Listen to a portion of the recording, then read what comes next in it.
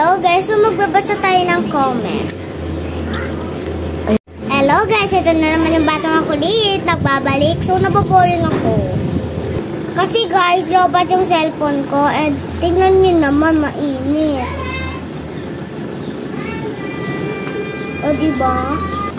Chinarge lang yung cellphone ko guys, nainip ako eh. Bali yung gamit kong cellphone yung kay mami.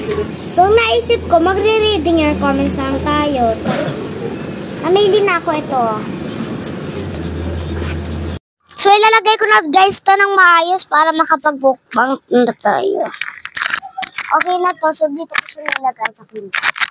Pangalan niya ay Athena Ayan Cappuccino Tiempo. Wow, ballerina cappuccino yan ah.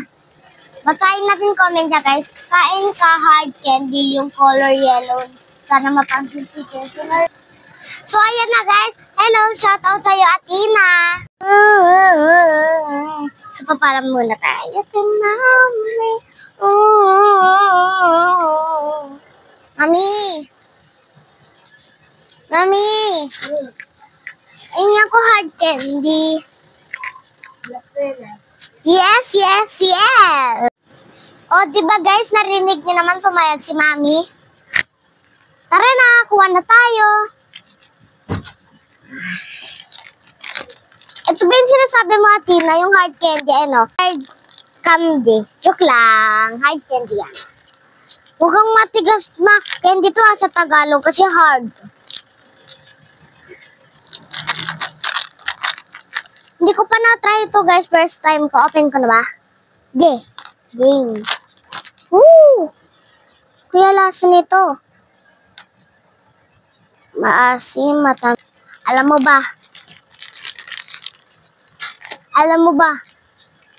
ba? May iba na.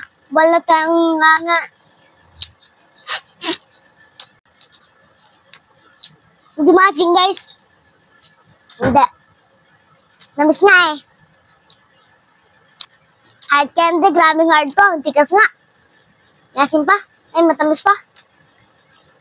Tara ulit, baka masabihin ng arte ko.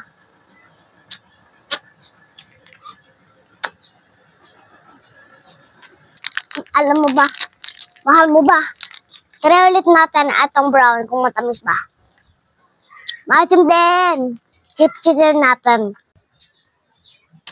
Sobrang asim kasi nito. Sarap na. Guys, ito. Sobrang asim na maasim. Grabe, asim. Sa una lang, pero kapag tumagal, kapag sinisip mo, hindi na. May kalasa to. Alam mo ba, di ka na mahal. Alam mo bang hindi na ikaw. Wawa naman, wawa naman. Wawa naman.